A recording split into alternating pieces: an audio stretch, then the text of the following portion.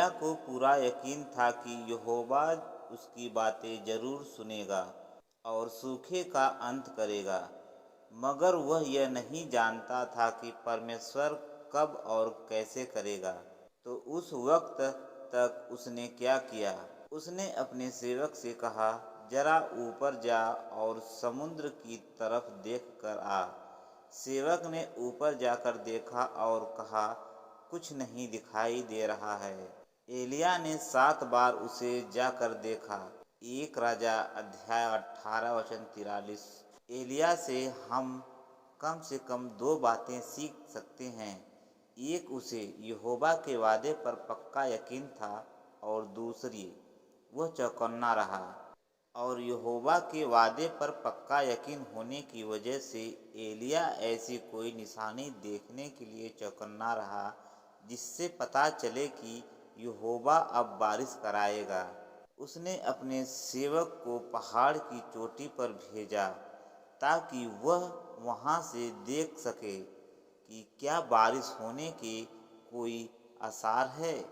जब सेवक वापस आया तो उसने निराश होकर एलिय्याह से कहा, कुछ दिखाई नहीं दे रहा है और जाहिर है कि आसमान में कोई बादल नहीं था। तो फिर कुछ देर पहले एलिय्याह ने राजा आहाब से यह क्यों कहा कि उसे मूसलाधार बारिश की आवाज सुनाई दे रही है? एलिय्याह यहोवा के वादे के बारे में जानता था। वह यहोवा का भविष्यवक्ता था और उसकी तरफ से बोलता था, इसलिए उसे यकीन था कि परमेश्वर अपना वादा जरूर पूरा करेगा। उसका यकीन इतना पक्का था कि उसे पहले ही मूसलाधार बारिश की आवाज़ सुनाई देने लगी। इससे हमें शायद मूसा की याद आए, जिसके बारे में बाइबल हमें बताती है।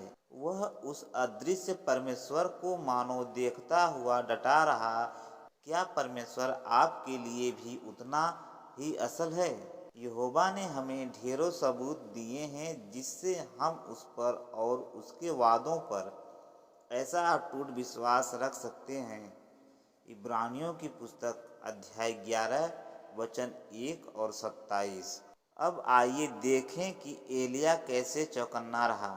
उसने अपने सेवक को 1 बार नहीं, 2 बार नहीं, बल्कि 7 बार वापस भेजा। हम अंदाजा लगा सकते हैं कि सेवक कैसे बार बार जाता और आता है। वह इतना थक गया, फिर भी एलिय्याह निशानी देखने के लिए बेताब था और उसने हार नहीं मानी।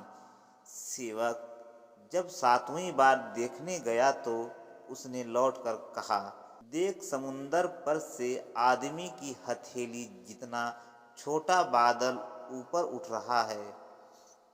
हम कल्पना करते हैं सेवक कैसे इशारों से एलिय्याह को बताता है। एक हथेली जितना छोटा बादल महासागर से ऊपर उठ रहा है। सेवक को यह कोई बड़ी बात नहीं लगी, मगर एलिय्याह के लिए यह बहुत बड़ी बात थी।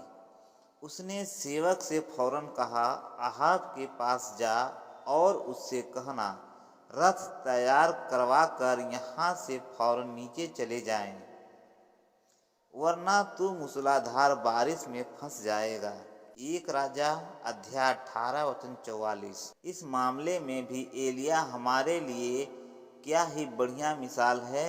हम भी ऐसे वक्त में जी रहे हैं जब यहोवा परमेश्वर बहुत जल्द अपना मकसद पूरा करेगा। जैसे एलिय्याह ने सूखे के अंत का इंतजार किया था, वैसे ही आज हम परमेश्वर के सेवक इस बुरी दुनिया के अंत का इंतजार कर रहे हैं। 1 यूहन्ना अध्याय 2 वचन 17।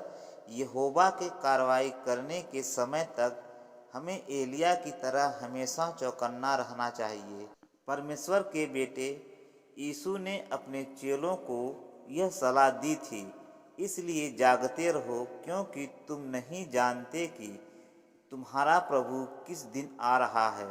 मत्ती अध्याय 24 वचन 42। क्या यीशु के कहने का यह मतलब था कि उसके चेलों को जरा भी अंदाजा नहीं होगा कि अंत कब आएगा?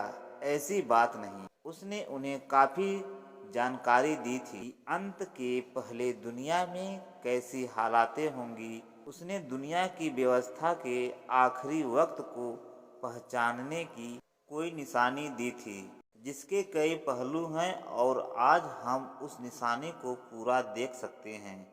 मत्ती अध्याय 24 वचन 3 से 7 में देखने को मिलेगा। उस निशानी का हर पहलू इस बात का सबूत देता है कि अंत करीब है।